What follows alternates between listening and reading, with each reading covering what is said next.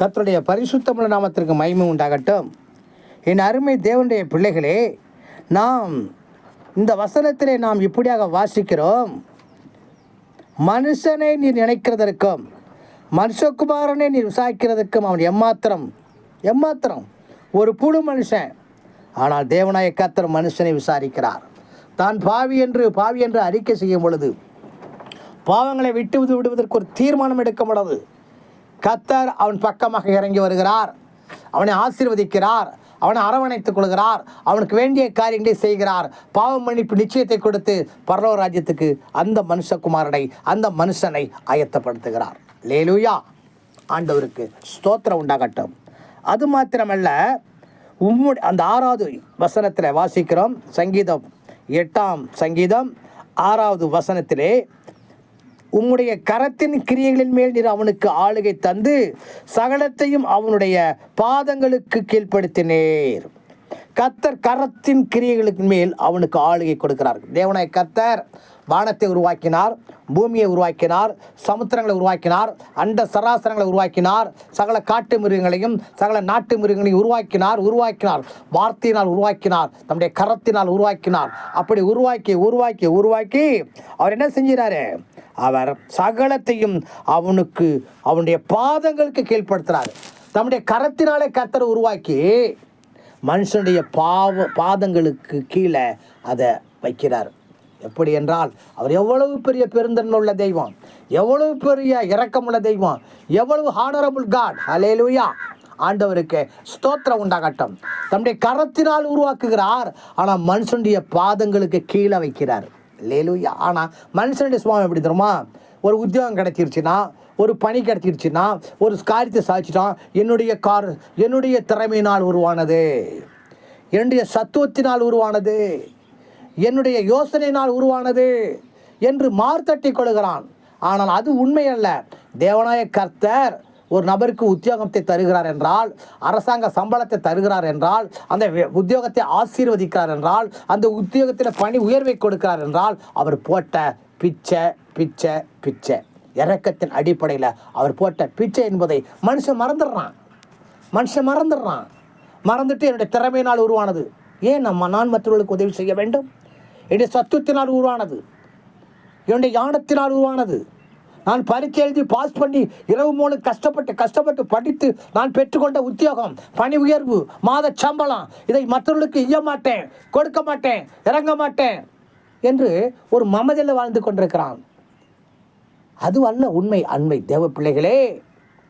அவன் மனுஷன் படிப்பதற்கும் பரீட்சை எழுதுவதற்கும் அதற்கு ஞானத்தையும் விவேகத்தையும் அறிவு நுணுக்கத்தையும் கொடுத்தவர் தேவனாகிய கர்த்தர். அந்த மனுஷனை ஒரு பைத்தியக்காரனாக உருவாக்கினால் அவன் அந்த உயர்ந்த நிலைக்கு போக முடியுமா? அந்த மனுஷனுடைய ஞானம் சிதறடிக்கப்பட்டால், அந்த மனுஷனுடைய ஞானங்கள் வீணாக சிதறி போயிருக்கும் என்றால் ஒரு உயர்ந்த நிலைக்கு அவன் அந்தஸ்துக்கு வந்திருக்க முடியாது. எனவே கர்த்தர் அவனுக்கு உதவி செய்துதான் அந்த உத்தியோகத்தை, அந்த படிப்பை, அந்த மேன்மையை, அந்த மாத சம்பளத்தை, பணி உயர்வை பெற்று வாழ்ந்து கொண்டிருக்கிறான். அதான் உண்மை. இது கர்த்தர் போட்ட பிச்சை என்று அனுதினமும் அவன் உணர வேண்டும். அல்லேலூயா. அனுதினமும் உணர வேண்டும். உணர்ந்து ஏழை எளியவர்களுக்கு உதவி செய்ய வேண்டும். சிறுமைப்பட்டவர்கள் மீது சிந்தை உள்ளவன் பாக்கியவான் என்ற வசனத்தை மதித்து கீழ்ப்படிந்து நடக்க வேண்டும். கர்த்தருடைய ஊழியர்களுக்கு தாராளமாய் கொடுக்க வேண்டும். 10 ஒன்று கொடுக்க வேண்டும். உற்சாகத்தின் காணிக்கை கொடுக்க வேண்டும். மனமும் வந்து கொடுக்க வேண்டும். உதார்த்தமாய் கொடுக்க வேண்டும். முதற் பலனை கொடுக்க வேண்டும். அப்படி கொடுக்கணும். ஏழை எளியவர்களுக்கு உதவி செய்யணும். ஏழை எளியவர்களுக்கு நேசிக்கணும்.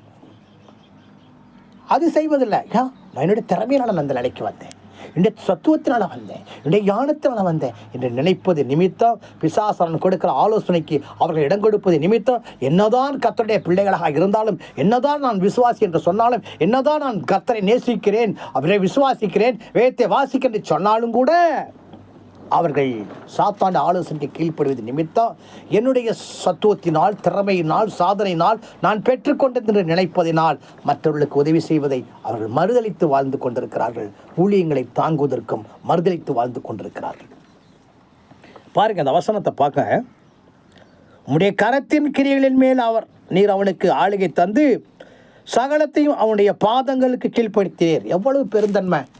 ஆண்டவர் தம்முடைய கரத்தினால் உருவாக்கி மனுஷனுடைய பாதங்களுக்குள் கீழ்ப்படுத்தி வைக்கிறாரு.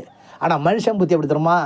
கர்த்தர்கிட்ட பிச்சையாக பெற்றுக்கொண்டு, தானமாக பெற்றுக்கொண்டு, ஈவாக பெற்றுக்கொண்டு, என்னுடைய சத்துவத்தினால் உருவானது, என்னுடைய சத்துவத்தினால், என்னுடைய மேன்மையினால், என்னுடைய ஞானத்தினால் இந்த நிலைக்கு வந்தேன் என்று நினைக்கிறான். அதான் மனுஷனுடைய அற்ப குணம். மனுஷனுக்கு தேவனுக்குள்ள வித்தியாசம் அதுதான். தேவனாய கர்த்தர் தம்முடைய கரத்தின் கிரியினால் உருவாக்கி சகலத்தையும் மனுஷனுடைய பாதங்களுக்கு கீழ் வைக்கிறார்.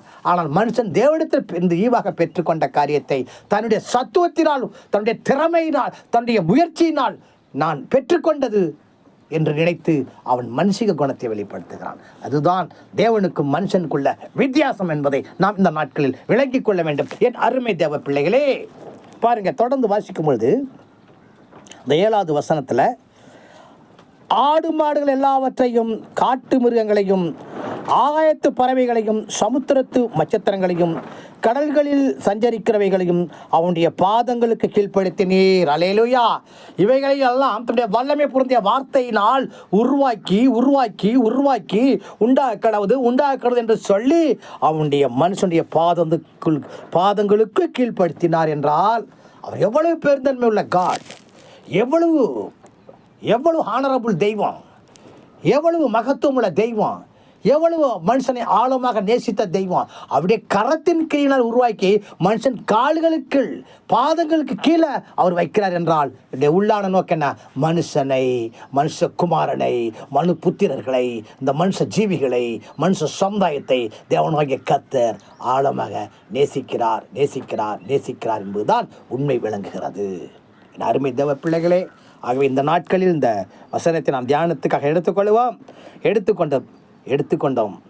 எடுத்துக்கொண்டது என்ன காரணம் என்றால், அது என்ன கற்றுக்கொள்கிறோம் என்றால், கர்த்தர் தம்முடைய கரத்தினால் உருவாக்கி ஒரு பெருந்தன்மையோடு, அவர் அசால்ட்டாக, அவர் தாராள மனசோடு, உதார்த்த குணத்தோடு மனுஷனுக்கு கீழே வச்சது போல நாம் கர்த்தரிடத்தில் பெற்றுக்கொண்ட ஈவுகளை, நாம் கர்த்தரிடத்தில் பெற்றுக்கொண்ட ஆசீர்வாதங்களை, நாம் தேவனுடைய கர்த்தரில் பெற்றுக்கொண்ட அந்த பிச்சையான காரியங்களை, ஈவான காரியங்களை நம்முடைய திறமையினால் உருவாக்கப்பட்டது, நம்முடைய திறமையினால் வந்தது என்று நினைக்காமல் கர்த்தர் கொடுத்த ஈவு, தேவனை கர்த்தர் தந்த மடிப்பிச்சை என்பதை விளங்கி கொண்டு உணர்ந்து கொண்டு ஏழைகளை நேசிக்க வேண்டும். சிறுமைப்பட்டவன் மேல் சிந்தை உள்ளவன் வாய்க்கவன் என்ற வசனத்துக்கு நம்ம ஒப்பு கொடுக்க வேண்டும்.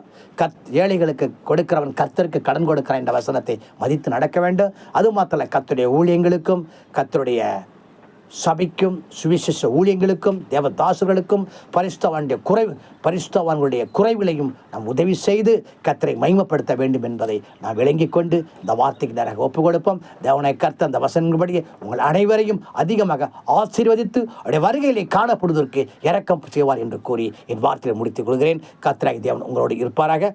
ஆமென். இந்த வார்த்தைகளை உங்கள் நண்பர்களுக்கும், உங்களுடைய உற்றார் உறவினர்களுக்கும் ஷேர் செய்யுங்கள். அவர்களும் இந்த வார்த்தையை கேட்டு ஆசீர்வதிக்கப்பட வேண்டும். சப்ஸ்கிரைப் பண்ணுங்க, லைக் பண்ணுங்க. கர்த்தர் உங்களை ஆசீர்வதிப்பார். தேவனாகிய கர்த்தர் உங்களோடு இருப்பாராக. ஆமென்.